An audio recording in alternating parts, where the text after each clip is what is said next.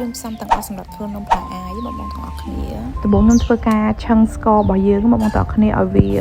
ឡើងជើងក្រងសម្រាប់ស្នូលខ្ញុំធ្វើរសជាតិថ្មីខ្ញុំមកដាក់ជាមួយនឹងសាច់ដូងឆឹងចូលគ្នាឲ្យវាចូលគ្នាល្អហើយឲ្យវាឡើងបែបនេះបងទាំងអស់គ្នាស្នូលរបស់យើងបានឆ្អិនហើយទុកវារៀងត្រជាក់បន្តិចខ្ញុំធ្វើការមូលបងទាំងអស់គ្នានេះមូលស្នូលយើងរួចរាល់ហើយទុកវាមួយឡែកសិនឥឡូវខ្ញុំមកធ្វើការលាយជាមួយនឹងម្សៅសម្រាប់ម្សៅនេះបងទាំងអស់គ្នាខ្ញុំធ្វើការលាយវាមកល្មមខ្ញុំធ្វើការចាក់ទឹកម្ដងបន្តិចម្ដងបន្តិចបងទាំងអស់គ្នាយើងច្បាស់ហើយយើងថែមទឹកម្ដងបន្តិចម្ដងបន្តិចឲ្យវាចេញជាល្បាយបែបហ្នឹងឥឡូវយើងមកធ្វើការដាំទឹកឲ្យពុះយើងមកធ្វើការ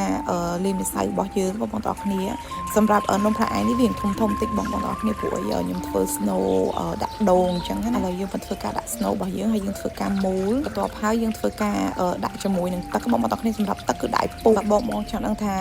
នំនឹងឆ្អិននៅបងទាំងអស់គ្នាតតាមដែតបងទាំងអស់គ្នាដែតគឺស្មើនឹងនំរបស់យើងឆ្អិនឥឡូវយើងមកធ្វើការស្រង់វាដាក់នៅក្នុងទឹកបងទាំងអស់គ្នាបងទាំងអស់គ្នាប្រើទឹកត្រជាក់ក៏បានប្រើជាមួយនឹងទឹកកកក៏បានដែរឥឡូវនំផ្លែអាយរបស់យើងបានរួចជាស្រេចយើងមកដាក់ជាមួយនឹងដូងខ្ចីញ៉ាំជាមួយនឹងនំផ្លែអាយគឺត្រូវហ្មងសំខាន់គឺវិធីធ្វើគឺងាយៗទេណាបងទាំងអស់គ្នា